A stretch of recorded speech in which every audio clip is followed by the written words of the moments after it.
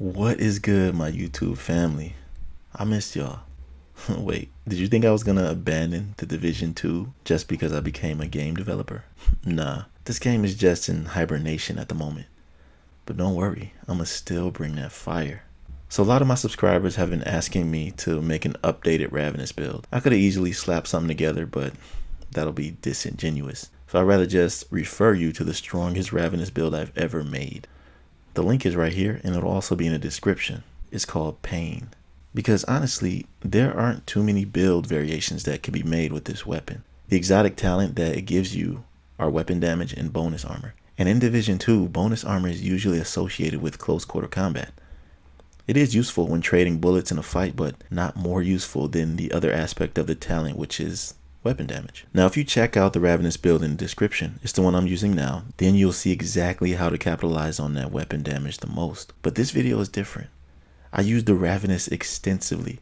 It's such a strong weapon. And I think this gun got a bad rep because, for one, it requires a higher skill gap than most rifles. And when reading the exotic talent, it just seems like a lot you need to worry about doing while in the middle of combat. Well, if you have the Ravenous, then I'm about to give you some tips that'll completely change the perspective you have for this weapon. Let me start out by saying the Ravenous requires finesse.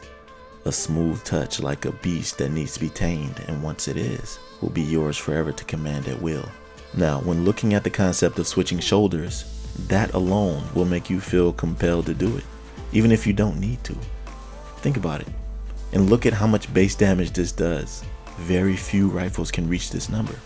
On top of that, it already has damage to targets out of cover for one of its attributes. That's rare on an exotic, which just so happens to share a correlation with the Fox's pair of knee pads, the knee pads that give you rifle damage for its brand, the perfect relationship. I said all that to say this: you do not need to switch shoulders, but instead use it as a defense mechanism after taking a significant amount of damage. And let me clarify something real quick. These tips are for PvP as well. In PvE, you can switch shoulders more often because NPCs are bots. But just imagine this perspective here. You may think that the Ravenous is not good while using the Crusader shield because you can't switch shoulders, right? Wrong. On the contrary, it's probably one of the most deadly combinations to run. Here's why. If you're face trading with an enemy and they destroy your shield, as soon as it's destroyed, you have a fresh 5 stacks of 500% weapon damage ready whenever you switch shoulders. And check it, you haven't even taken any damage yet, unless they're beaming your head. But honestly, most people don't aim for headshots. Let's just say for argument's sake, they don't. What if you got Unbreakable as your chest piece talent, and you honestly might kill them without even switching, but that shoulder switch will pretty much guarantee it. The Ravenous requires finesse. I say it again because I want you to understand where I'm coming from. Remember a while back on my 5 secrets video when I said that the Ravenous has a hit registration issue?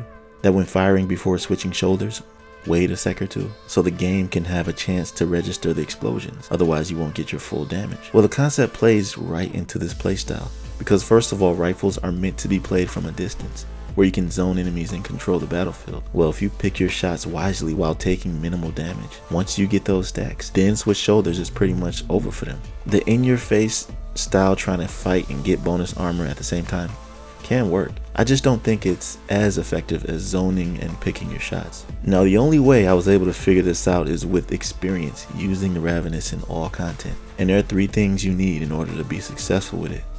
A strong build, catered to the Ravenous specifically. Patience, because it will take a lot of it, and a higher skill ceiling that you're willing to reach by practicing with the weapon. I really wanted to share these tips and strategies with you. I feel like the Ravenous just sits in people's stash with unused potential. Go ahead, take it out the stash and dust it off. You'll be surprised what it can do. And if you don't even have it, my suggestion to you is Discord. I have one that's great for raid runs. There's always someone searching for others to do fresh runs with. There's also the official Division Discord where you can look for group members as well. So many content creators have Discords that help people also. Lastly, I'd like to refer you to one of the best Iron Horse raid guides in the Division 2, the one that you do in order to get the Ravenous. It's gotten so much great feedback and many agents have attested to it. Here's the link. I'll have it in the description as well. It's called The Beginner's Guide to the Advanced Mechanics of the Iron Horse Raid. Check it out, you won't be disappointed. But that's it for this video. If you know of any other Ravenous tips and strategies, please comment below. Other than that, I'll catch you in the next one. Be right out.